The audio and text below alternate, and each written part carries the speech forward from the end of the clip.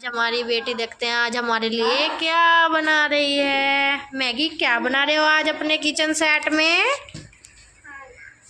खाना बना रहे हो किसके लिए? मेरे लिए। और किस खाने में क्या क्या है बच्चा?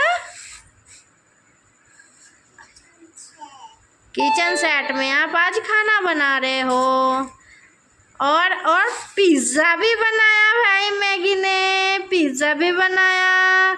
ये देखो भाई मैगी के हाथ में क्या है?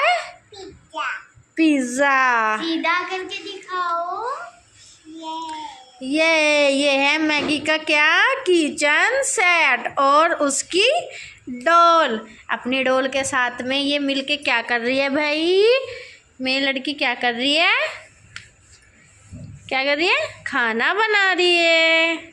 मैगी आज क्या बना रही है? चावल, पिज्जा, खाना।